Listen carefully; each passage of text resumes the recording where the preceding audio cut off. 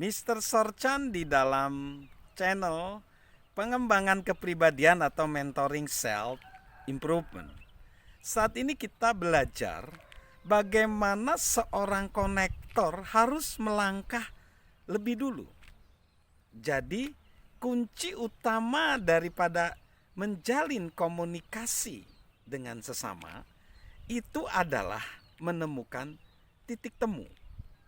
Dan kalau kita sudah menemukan titik temu, di situ kita akan membangun satu hubungan yang benar-benar akan membuat kita menjadi lancar hubungannya.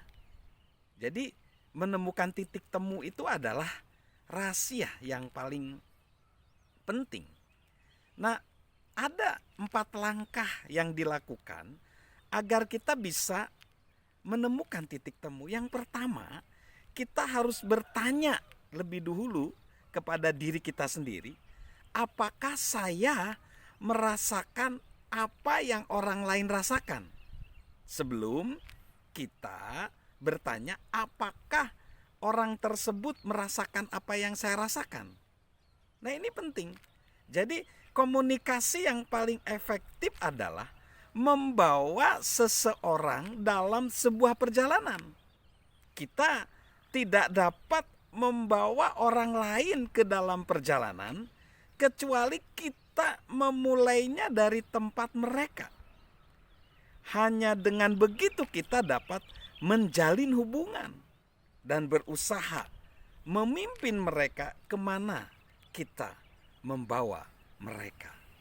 Jadi kita perlu menanyakan dulu apa yang mereka rasakan, baru nanti kita ya. Jadi itu ya. Jadi selanjutnya kita juga perlu bertanya terlebih dahulu, apakah saya melihat apa yang orang lain lihat?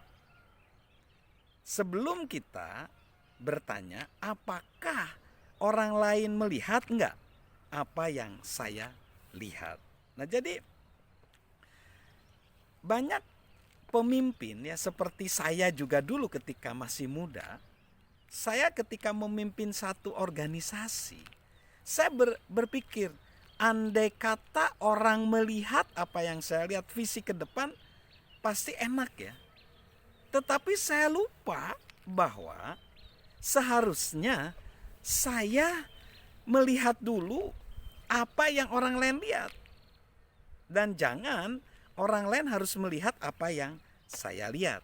Nah, ada cerita lucu ketika Wright bersaudara penemu pesawat terbang di tahun 1903, tepatnya 17 Desember, dia itu ngirim telegram ke saudarinya.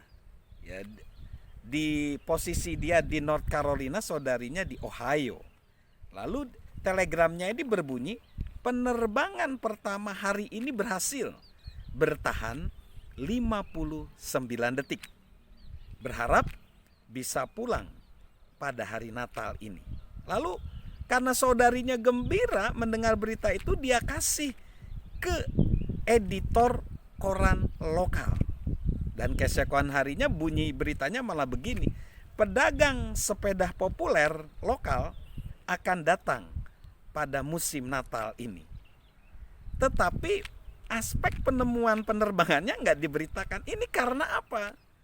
Karena mereka atau editor tersebut tidak melihat apa yang Wright bersaudara lihat. Nah, jadi ini persoalannya. Artinya apakah kita melihat terlebih dahulu apa yang orang lain lihat? Lalu yang ketiga, kita juga perlu bertanya, apakah saya mengetahui apa yang orang lain ketahui? Sebelum kita bertanya, apakah orang lain mengetahui apa yang saya ketahui? Ya, selama bertahun-tahun saya mempunyai pengalaman menyelesaikan konflik daripada beberapa orang, baik itu pasangan suami istri, orang tua dengan anak, dan antara orang dewasa dengan orang dewasa.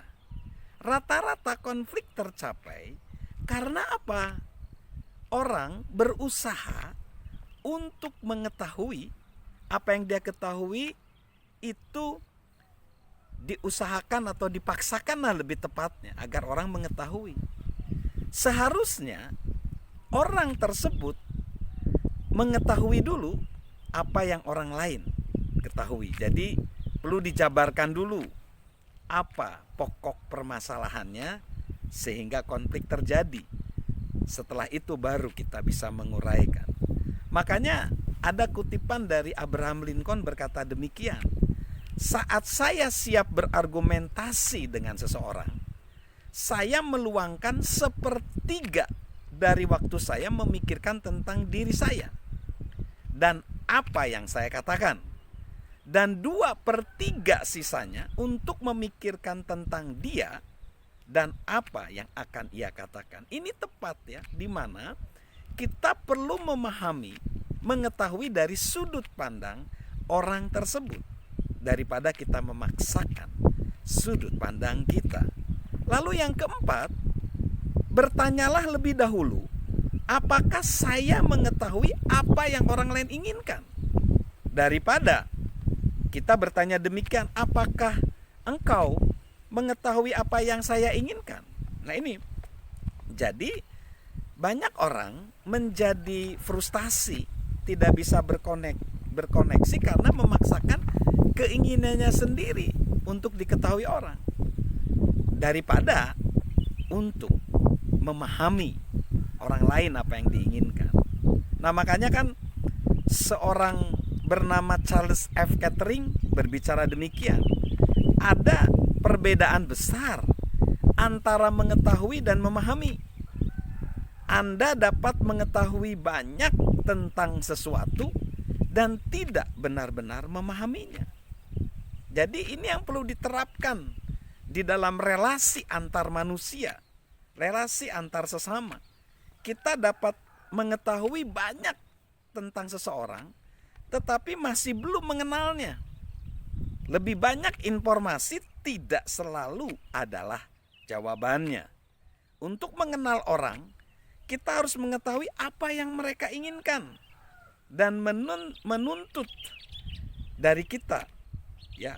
Dan jangan sampai kita juga tidak memahami. Contoh ya, ada tips untuk kita mengenal orang, kita tanyakan apa impian mereka, apa yang mereka senangi, apa yang mereka sedihkan. Jadi kunci yang penting untuk komunikasi adalah menemukan titik temu. Selain kunci itu tidak.